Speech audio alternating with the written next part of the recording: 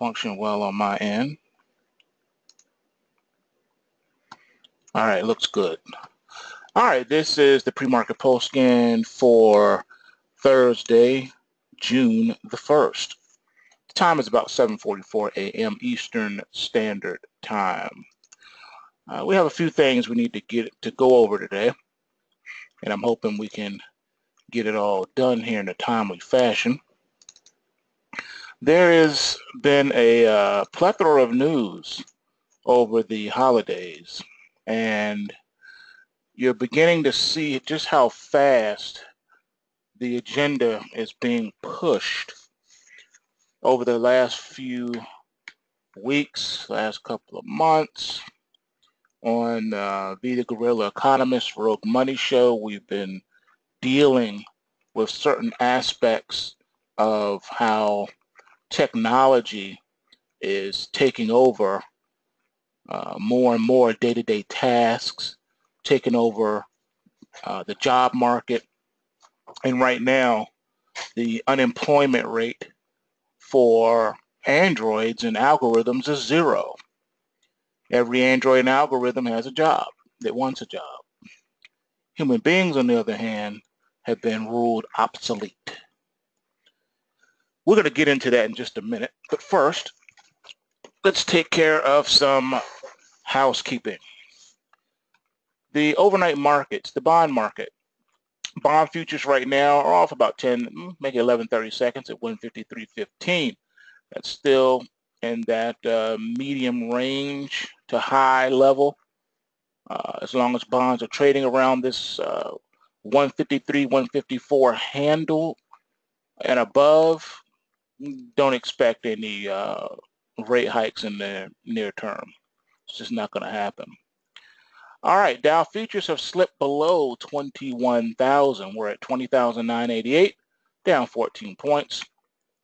NASDAQ 100 has slipped below 5,800. We're at 57.97 3/4. And the emini S&P 500 is at 2411.5, so it's staying above 2,400.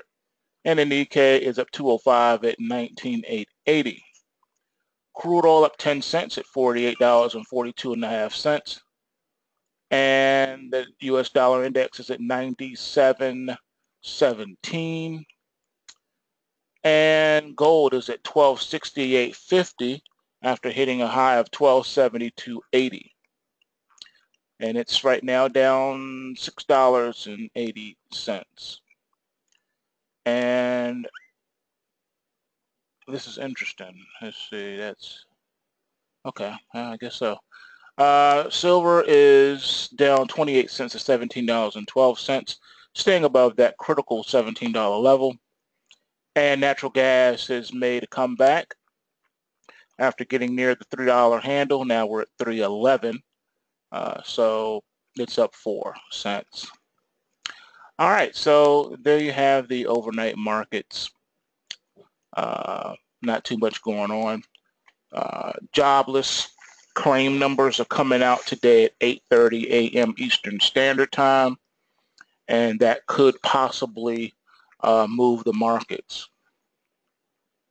All right, what I wanted to talk to you about today is some articles. Yes, there have been some articles. Tokenized dollars. Singapore Central Bank details new blockchain trial. Did I not tell you that the central banks were in the process of setting up their own blockchain? Did I not say that? Months before the fact. Yes, it's happening. If you go back and you listen to my series on There Is No Collapse, you heard me talk about that. I did that series quite a while back now. And yes, we talked about this very fact. Tokenized dollar, Singapore Central Bank details new blockchain trial. Singapore Central Bank has published new details of distributed ledger trial that saw it issue digital tokens tied to its national currency. Issue digital tokens tied to its national currency. The report released yesterday details work conducted by the Monetary Authority of Singapore in partnership with a group of domestic banks along with professional services firm Deloitte and distributed ledger consortium R3. The publication comes months after R3 opened a research center in Singapore, initially launched in November. The MES report centers around Project U.B.A.N. Now, remember, the series I did, There Is No Collapse, is dated pre-November of 2016.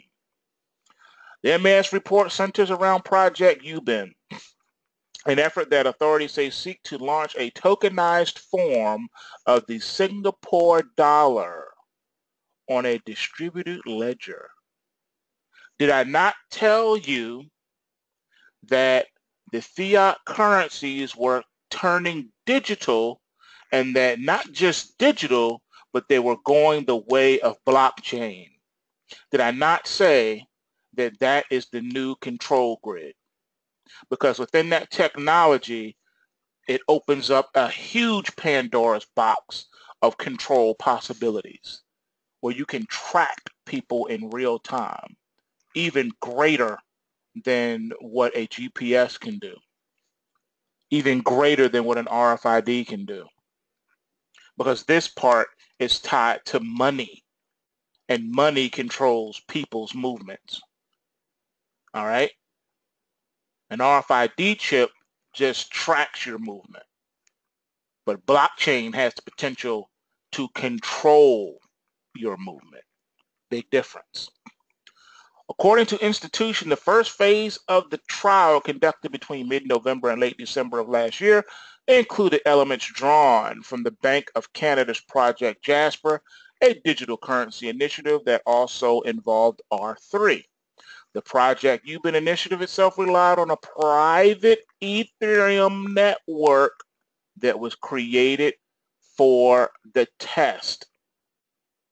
Those involved in the project also tested something called, looks like a Quorum, a private Ethereum implementation developed by J.P. Morgan to assess its privacy management tools. You can't make this stuff up, folks. I warned you. I told you it was coming. Oh, it's coming. The U.S. dollar is next. It's the world's reserve currency, after all. The overall outcome of the trial, according to MAS, was positive, with the report's authors saying Project U.B.A.N's first phase was successful as it has brought together a wide range of parties. Further, it managed to build a working interbank transfer prototype on a private Ethereum network. Looking ahead, MAS hopes to expand on the U.B.A.N concept and build further capabilities into the platform. Stop right there. And build further capabilities into the platform. And build further capabilities into the platform. And build further capabilities into the platform. Did I just not finish telling you where this was going to lead? All right. Now, looking ahead, MAS hopes to expand on U.B.A.N concept and build further capabilities into the platform. Future phases will focus on future operating model of Project U.B.A.N's further technical analysis. Focuses on securities settlement by developing DVP and cross-border payments, MAS said. You can find said article on CoinDesk.com. Next article. Algo update. Coins seek searches dark for blocks using conditional orders. Are you guys seeing the picture here? The merger of banks with the central bank. In the last article, you heard the firm Deloitte. You've heard the firm J.P. Morgan. Interesting how pretty much anything that has to do with anything, you're going to hear the name J.P. Morgan or Goldman Sachs, something like that, right? Interesting. Those who seek shall find. Block liquidity, that is. The buy side for years has lamented its inability to find large blocks of stock, either due to high-frequency tradings picking them off, fragmentation, or a broker's lack of market reach, and will employ electronic or human means to find a natural fill. Now traders are getting a new electronic strategy from Cohen and Company for those who prefer to work their order in the dark pools. Enter Block Seek. Block Seek is an electronic dark block liquidity seeking strategy that uses conditional orders, which Cohen has recently implemented in other circumstances. Block Seek users will be able to simultaneously access 10 dark pools with conditional orders, continue to work their order at additional dark pools with higher minimum quantities, and directly route to the market's newest exchange, IEX. The strategy is meant to target block liquidity, minimize information leakage, and help manage the workflow of direct routing order flow to several different block venues, explained Jennifer Hadarius, Cohen's global head of market structure. So how does it work? The underlying technology is called Seek1. The firm's dark liquidity seeker will only execute at midpoint or better. The algo accesses 17 dark venues via Seek, and traders can set which venues it looks at. This answers you guys' question early in the trading room on how you thought it was really strange how you saw no sell orders, but then you saw the Ethereum / Bitcoin market price just collapse. And then you saw the big blocks come in, and it seemed like all the different algos that were fighting each other were actually moving in unison with one another. Here's your answer right here.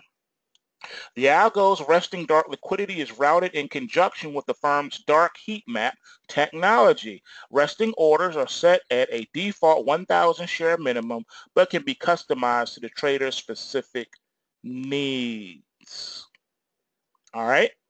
Now, this is relating to equities. However, the technology is not limited to equities. The reason I brought this article up is to show you the how. The last article that I read to you showed you the what. Now this article is showing you the interworkings of the algorithmic space on the how. Learning something yet? Let's move on. Algo update. Horizon says buy side can have algos their way. Horizon Software, based out of London, is offering the institutional traders the ability to buy and build his algos, putting the trader into the programmer's seat to make his own custom-tailored trading strategy.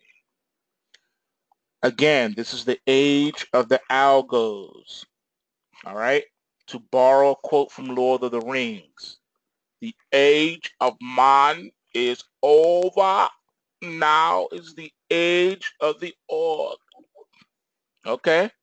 That's what's going on right now. You just heard it yourself. All right? I'm just firing off article after article that has recently come out dealing with this said subject. It's right in your face what is happening. The last one, I saved the best for last because this one's close to home.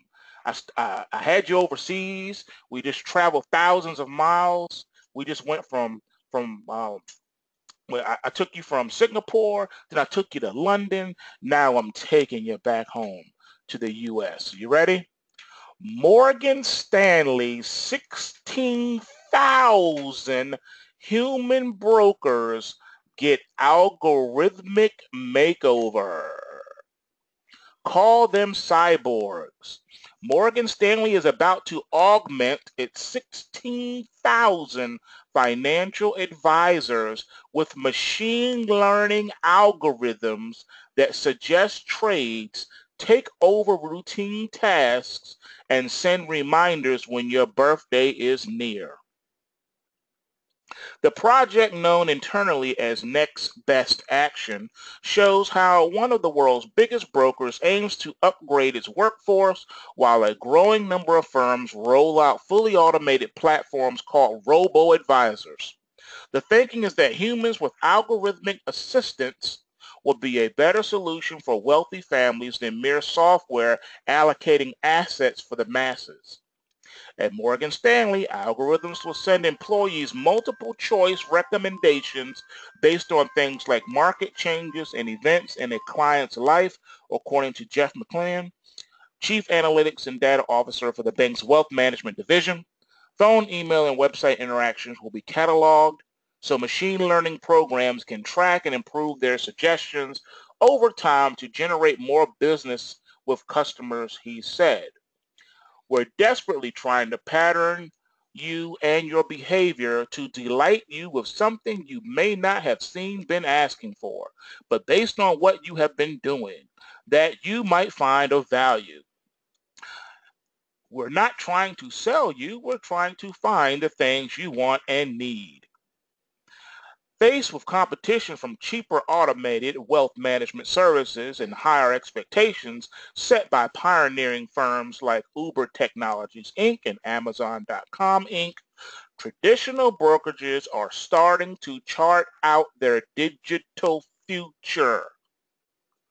Traditional brokerages are starting to chart out their digital future. Their digital future. It turns out that the best hope human advisors have against robots is to harness the same technologies that threaten their disruption. Algorithms combined with big data and machine learning. Notice the carefully placed words within this post. Technologies that threaten their disruption. They love playing with words. This isn't technology that threatens your disruption. It's technology that threatens your destruction. Technology that threatens your unemployment. That's what they're letting you know here. They're laying off thousands of people. You don't need thousands of people when you have a robot. Don't. The idea is that advisors who typically build relationships with hundreds of clients over decades face an overwhelming amount of information about markets and the lives of their wealthy wards. The New York-based Morgan Stanley is seeking to give humans an edge by prodding them to engage at just the right moments. And then there's a chart and a graph here, robots rising. Robo-advisors are projected to manage $6.5 trillion by 2025. About 5% of global wealth, $7 trillion, is at the top of this. And then by 2025, that's where it is. It's actually getting close to the 7 trillion mark. All right. So it's exponential growth. Technology can help them understand what's happening in their book of business and what's happening with their clients, whether it be considering a mortgage to dealing with the death of a parent to buying IBM. We will take all of that and score them on the benefit that will accrue to the client and the likelihood they will transact. Morgan Stanley will pilot the program with 500 advisors in July and expects to roll it out to all of them by year end. All of them. 500 advisors, and then it says roll it out to all of them. It didn't say all of the 16,000. It said the 500 advisors and then roll it out to all of them. You know good and well they ain't keeping 16,000 people when they're only piloting the program with 500.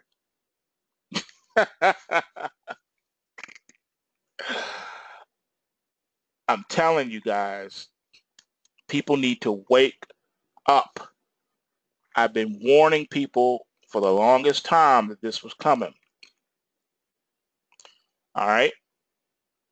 Now, everyone's getting in on it.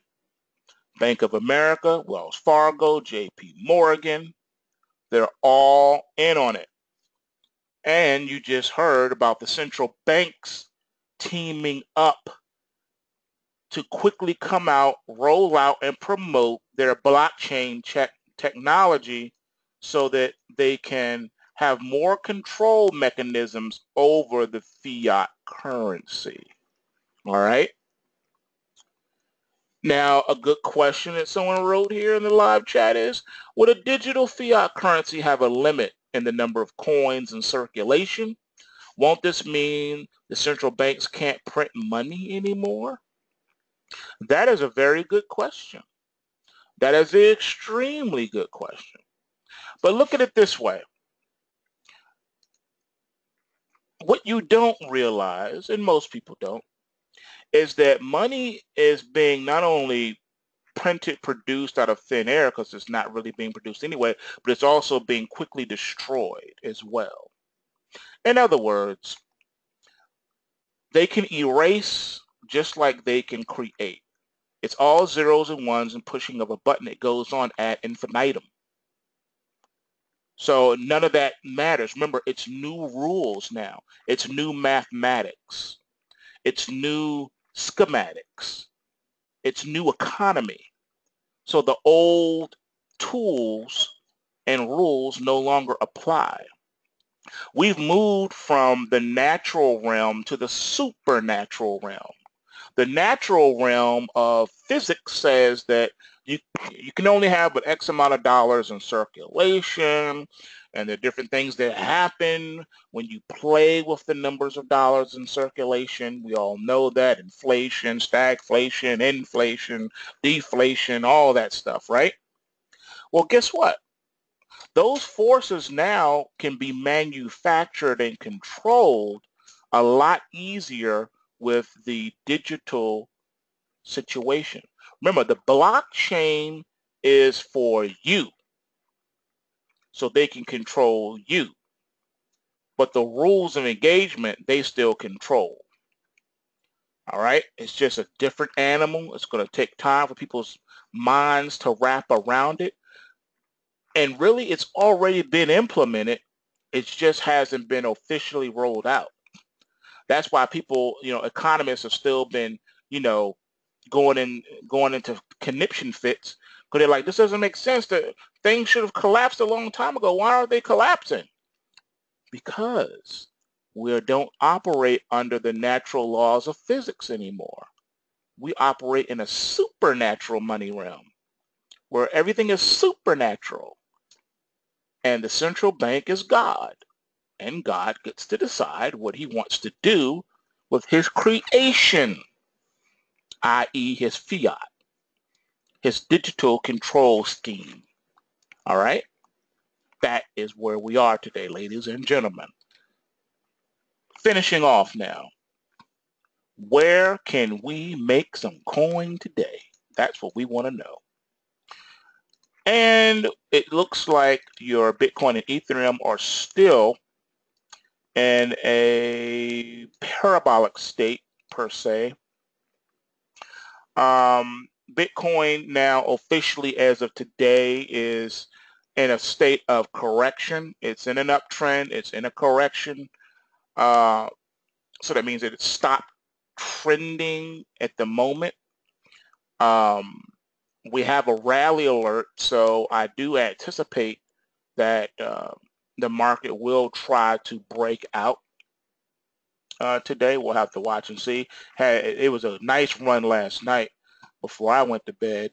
It was, at the highs of the session. So I anticipate that will continue. I haven't looked at it. Let me look at it real quick. Yep, there it is. The rally alert definitely played out. 24.74 is the high, and the last price is 24.90. 74. Yeah, we're at the highs again. So yeah, it's the rally alerts playing out in both these Ethereums and this Bitcoin. So you know, boom bam on that one. I don't see that changing anytime soon. Therefore, let's see, this morning, it'd be nice if GBTC had some pre-market action, but it really doesn't. Not like some of the other markets, you know what I mean? Like right now, you could trade some of these other equities and stuff, but the GBTC is not. There's nothing happening. You're gonna have to wait, and it's gonna gap up on the open. I'm almost certain of it because we just hit that new high. So the way to play this one is to 2-bar Charlie your way into it after the open on the Bitcoin. There's nothing else you can do with it. With GBTC, it's just the way it is. All right, let's get into some alerts, what we got going on here. All right. Of note, we do have a few rally alerts on the board today that I wanted to talk about. Let's see here. We got, of note, let's see, Synergy Pharmaceuticals, ticker symbol SGYP, has a rally alert on it. Sprott Gold Miners and the junior miners, Sprott. Okay, go ahead, Sprott. OIH, the oil sector, has one. So that's going to be an interesting one to watch. Let's see. We got,